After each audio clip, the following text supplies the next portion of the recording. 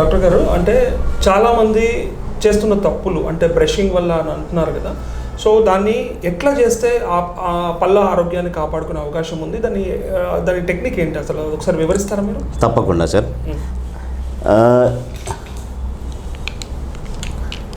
ఇప్పుడు ఇది మన పళ్ళు వరుస. దీనికి ఎప్పుడైనా కానీ కిందికి ఇట్లా 45 degrees యాంగిల్ పెట్టేసి కింది నుంచి పైకి, మళ్ళీ అదే 45 degreesలో పైనుంచి కిందికి.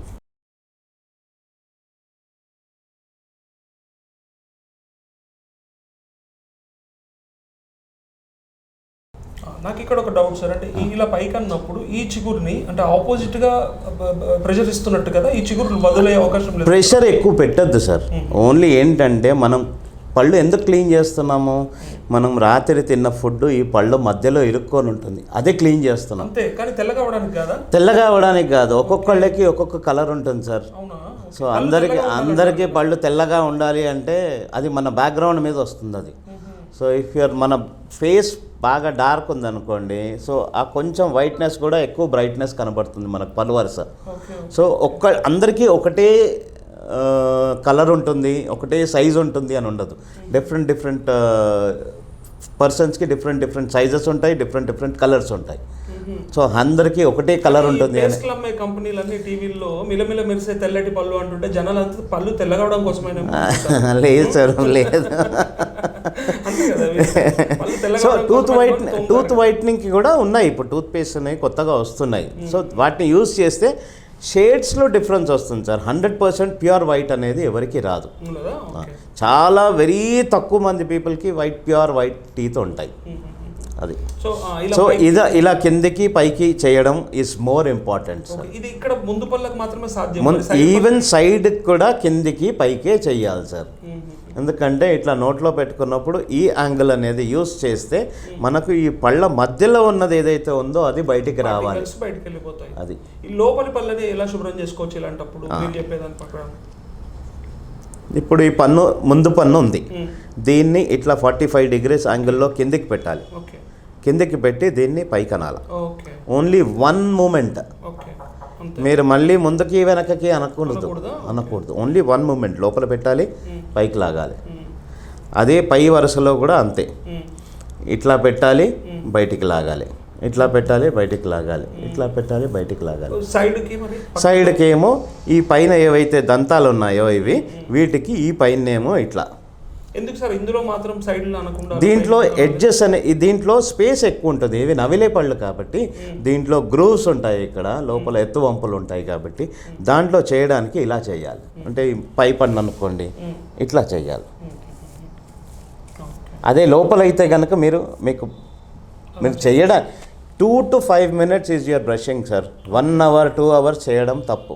గంటలు తోముతుంటారు. అందువల్లే ఇక్కడ అరిగిపోతున్నాయి సార్ పళ్ళు. సో ఈ పైది నుంచి ఇట్లా కిందికి, ఈ కింది పళ్ళు వరుసలోనేమో ఇట్లా వీలైతే ఇట్లా. ఓన్లీ 1 side, పైనుంచి కిందికి, కింద నుంచి పైకి చేయొద్దు.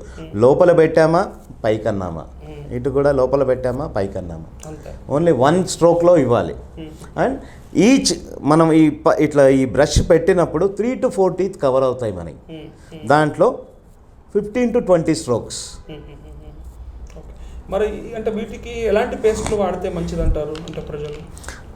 సార్ అన్ని పేస్ట్లలో సేమ్ ఇంగ్రీడియంట్స్ ఉంటాయి సార్. ఏ పేస్ట్ అనేది కాదు, టేస్ట్ వల్ల కూడా కాదు, బ్రషింగ్ చేస్తున్నామా అనేది ఈజ్ మోర్ ఇంపార్టెంట్. మీరు ఏ పేస్ట్ మీకు ఇష్టం ఉన్నది మీరు వాడుకోండి, ప్రాబ్లం లేదు. ఓన్లీ కాల్గేటే యూస్ చేయాలి, సెన్సోడైనే యూస్ చేయాలి. ఎందుకు అంటే ఒక ఏజ్ వచ్చాక పళ్ళు జువ్వని లాగుతున్నాయి, సెన్సిటివిటీ ఉన్నాయి అని చెప్తే వాళ్ళకి సెన్సిటివిటీ టూత్ పేస్ట్ ప్రిస్క్రైబ్ చేస్తాం మేము. దాన్ని రెగ్యులర్గా యూస్ చేయాలి. దానివల్ల సెన్సిటివిటీ అనేది తగ్గుతుంది కొంచెం. అంటే సార్ చిన్నపిల్లల్లో అంటే ఇప్పుడు ఈ మధ్య చూసాము అంటే పిల్లలకు కూడా సపరేట్ టూత్ పేస్ట్లు వస్తున్నాయని, కానీ ఈ టూత్ పేస్ట్లో పిల్లలు తోముతున్నప్పుడు అది లోపలికి కూడా అవకాశం ఉంటుంది కదా, 100%. అది ఏమన్నా వీళ్ళకి హార్మ్ చేస్తుందా? ఏం చెయ్యదు సార్, ఏం చెయ్యదు. క్యాన్సర్ కారకం అవుతుంది? లేదు సార్, లేదు సార్, అట్లా ఏం లేదు. వాళ్ళు యూజ్ చేసే materials to the standard of ISI ఉంటాయి, అన్నీ ఉంటాయి. వాళ్ళు దానివల్లే దాంతోనే చేస్తూ ఉంటారు. దాంట్లో డిఫరెంట్ మెటీరియల్స్ యూస్ చేస్తారు కాబట్టి అది క్యాన్సర్ వ్యాధులకు మాత్రం దారి తీయదు. పేస్ట్ మింగినా ఏం ప్రాబ్లం లేదు. ఎందుకంటే వాళ్ళకి ఇంకా చిన్నపిల్లలకి నార్మల్ పేస్ట్ మనం కోల్గేటో లేకపోతే ఏదన్నా వేరేది అజయ్ టూత్ పేస్టో లేకపోతే పెప్సోడెంటో ఇచ్చామనుకోండి, దాంట్లో టేస్ట్ లేదు అని అంటారు వాళ్ళు. సో ఇప్పుడు కంపెనీస్ ఏం చేయంటే స్ట్రాబెర్రీ ఫ్లేవర్, బనానా ఫ్లేవర్ అని పిల్లల కోసం ఏదో అంటే వాళ్ళల్లో బ్రషింగ్ చేసే హ్యాబిట్ని పెంపొందించడానికి they are trying new varieties of toothpaste. అంతేకాని all toothpaste are the same నా దృష్టిలో. సార్ అంటే మీరు అంటే ఒక దంత వైద్యుడిగా కాకుండా అంటే మిమ్మల్ని అంటే కామన్గా అడిగితే అంటే పల్లెటూర్లలో ఇప్పటికీ అంటే బొగ్గుతో కానీ లేదంటే ఇటుక పొడితో కానీ వేప పుల్లతో కానీ తోముతుంటారు కదా, నిజంగా అది అంటే శాస్త్రీయం కాకపోయి ఉండొచ్చు, కానీ అది మంచిదేనా లేకపోతే అంటే నిజంగా మంచిదయ్యేనా ఇన్నేళ్ళు వాడారు కదా, మరి అదని మీరు ఎట్లా అంటారు? అపోజ్ చేస్తారా లేదు నిజంగా అది కరెక్టే అంటారు? సార్ వేప పుల్ల నేను ప్రిస్క్రైబ్ చేస్తాను. ఊర్లలో ఉన్నాం ఎక్కడైతే మనకి టూత్ బ్రష్ ఇది లేదు, ఆప్షన్ లేదు, టూత్ బ్రష్ మర్చిపోయినాము అంటే కనుక మీకు న్యాచురల్ టూత్ బ్రష్ ఈజ్ వేప పుల్ల సార్. దాంట్లో ఉన్నన్ని యాంటీ క్యాన్సరస్ కానీ వేరే ఏవైతే ప్రాపర్టీస్ ఉన్నాయో they are the best for your teeth. Yes, suggest చేస్తాను. బ్రషెస్ మీ చేతిలో మీకు అలవాటు లేదు, వేప పుల్ల చేదు ఉంటుంది అని అనుకుంటే కనుక మీరు ఏ ఊరికి వెళ్ళినా కానీ బ్రష్ టూత్ పేస్ట్ తీసుకెళ్తున్నారు అంటే that is not a problem. Yes, అది చాలా మంచిది, చాలా మంచిది. ఒకటి ఏంటి అంటే ఈ బొగ్గు ఆర్ లైక్ ఇటుక పొడి ఇవి చెయ్యకండి అని చెప్తాం. ఎందుకంటే బొగ్గు అయినా కానీ ఇటుక పొడి అయినా కానీ మీరు ఎంత క్రష్ చేసి దాన్ని దంచినా కానీ ఫైన్ పౌడర్ లాగా కాదు, అది ఏది టూత్ పౌడర్ లాగా కాదు, రఫ్నెస్ ఉంటుంది. దానివల్ల ఏంటి అంటే మీ ఎనామిల్ అనే దాని మీద ఎఫెక్ట్ పడుతుంది, రఫ్ అయిపోతాయి పళ్ళు. సో నేను అడ్వైజ్ చేసేది మీకు వేప పుల్ల అలవాటు ఉంది అంటే కనుక 100% చేయండి. ఎస్, 100% చేయొచ్చు. ఓకే సార్, అంటే చివరిగా చెప్పండి, ఈ మధ్య అంటే ఈ లాస్ట్ ఇయర్ నుంచి మనము కరోనాతో బాధపడుతున్నారు చాలామంది, కరోనా వస్తుంది పోతుంది, చాలామంది అంటే ప్రాణాలు కూడా కోల్పోయారు కదా. అంటే కరోనా వచ్చిపోయిన తర్వాత దంత సంబంధ సమస్యలు ఏమైనా వచ్చే అవకాశం ఉందా? అట్లా ఎవరైనా పేషెంట్ వచ్చారు మీ దగ్గరికి? సార్ ఇప్పుడు ఈ కోవిడ్ వల్ల ఈ కరోనా వచ్చిపోయాక ఈ బ్లాక్ ఫంగస్ అనేది ఏదైతే ఉంటుందో అది స్టార్ట్ అవుతోంది. కంటి ఈఎన్టీ ప్రాబ్లం అంటున్నారు. అది ఈఎన్టీ ప్రాబ్లం కాదు, అది డెంటల్ ప్రాబ్లం కూడా. ఎందుకు అంటే ఆ బ్లాక్ ఫంగస్ ఇప్పుడు ఈఎన్టీ హాస్పిటల్స్లలో సర్జరీ చేస్తున్నారు. ఎక్కడి వరకు అయితే బ్లాక్ ఫంగస్ స్ప్రెడ్ అయిందో అక్కడి దాకా ఆ పోర్షన్ అంతా తీసేస్తున్నారు లోపల బోన్.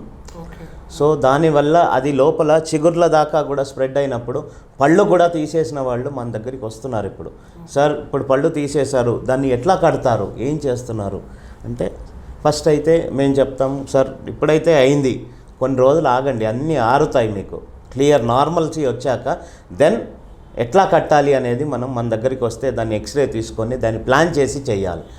సో వస్తున్నాయి సార్, డెంటల్ సమస్యలు కూడా వస్తున్నాయి కోవిడ్ వల్ల. వస్తలేవు అనేది మాత్రం నేనైతే నమ్మను. ఎందుకంటే నా దగ్గరికి ఇప్పటికే ఒక 100 మంది పేషెంట్లు వచ్చారు ఈ మధ్యలో. సో ఆల్ డ్యూ టు ఈ బ్లాక్ ఫంగస్ ఆర్ మ్యూకార్మైకాసిస్ అని అంటాం కదా, దానివల్ల వస్తున్నారు సార్. ఆల్రెడీ మా దగ్గరికి వస్తే మేము ఓరల్ సర్జన్స్ని పిలిపించి చేయిస్తున్నాం. ఆర్ లేదు సార్ పెట్టుకోలేను అని అంటే కనుక ఈఎన్టీ హాస్పిటల్కి రిఫర్ చేస్తున్నాం sir. So this is what we're doing.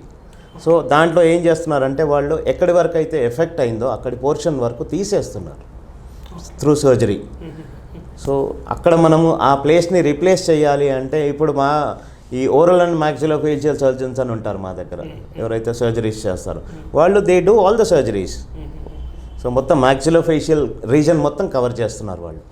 So వాళ్ళు చేసే దాంట్లో వాళ్ళు చేశాక మా దగ్గరికి మళ్ళీ రిటర్న్ వస్తారు పేషెంట్.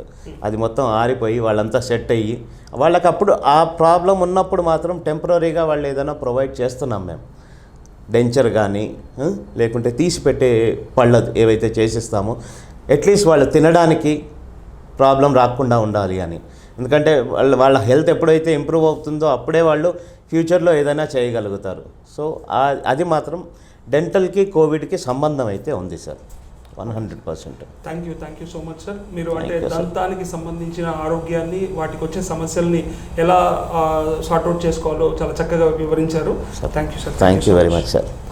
ఇది ఇవాల్టి ప్రత్యేక ఇంటర్వ్యూ విత్ డాక్టర్ అజయ్ గారు, డెంటిస్ట్. Thank you.